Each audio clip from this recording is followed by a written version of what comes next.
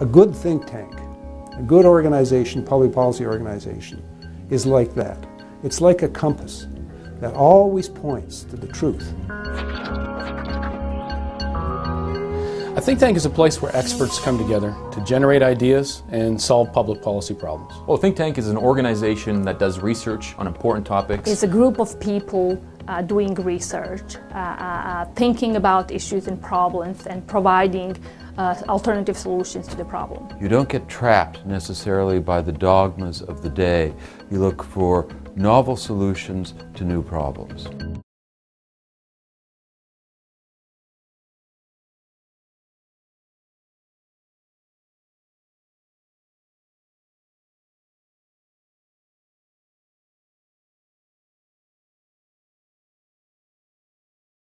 D.C., like many other national capitals, is a city filled with opinions and research on nearly every topic one could imagine. Many of these opinions are put forth by the scores of research organizations that make their homes here. These organizations, which some people nickname think tanks, are an integral part to the Washington process of examining issues and arriving at policy decisions. One of the very first research organizations, and still one of the most prominent, is the RAND Corporation. The name is a short form of the term Research and Development. RAND was created in the aftermath of World War II. Media Relations Director Jeffrey Hyde says the term think tank goes back to that era. Just the idea that it's a place where people were putting their heads together and thinking and coming up with ways to shape the world and to improve the world. It's a term that was used with RAND early on, but it's actually a term that we're not quite as comfortable with today. We very much try to call ourselves a research organization.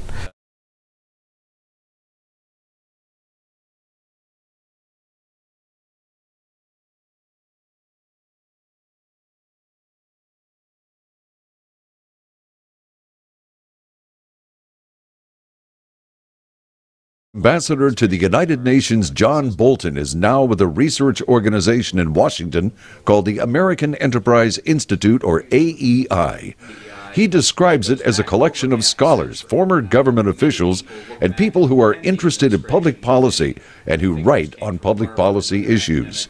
We have foreign policy experts, national defense experts, healthcare experts, macroeconomic policy experts. In the case of AEI, you name a public policy issue, we have people who are working on it. And we write this for decision makers in Congress, the executive branch, for corporations, unions, opinion leaders in the media.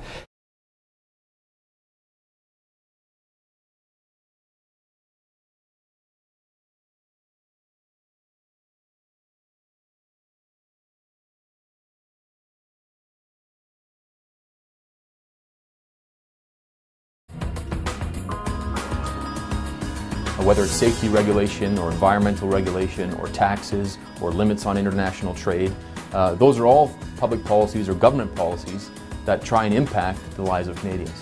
Well, public policy is easy to describe. It's what government forces you to do.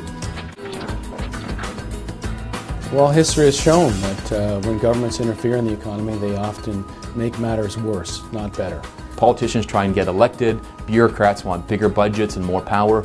Often they do things that are not in the best interest of Canadians. So it's our duty to make sure they have information that correctly says whether or not what the government is doing is actually improving their lives. Some specialize on specific issues such as the Middle East, immigration, or drug policy. And there are others which have strong ideological or political viewpoints, through which they frame their examination of the issues. Providing political decision makers with research information is a common activity among think tanks.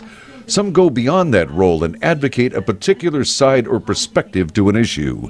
There is a back and forth relationship in the U.S. Capitol between government and think tanks.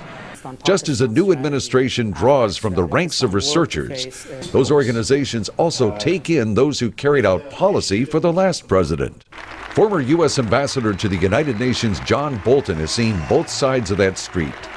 After holding positions in the administrations of President Ronald Reagan and George H.W. Bush in the 1980s and early 1990s, he then went to the research organization American Enterprise Institute as a senior vice president. When George W. Bush took office in 2001, Bolton came back to government as Undersecretary of State and then as ambassador. At the end of the Bush administration, he went back to AEI as a senior fellow.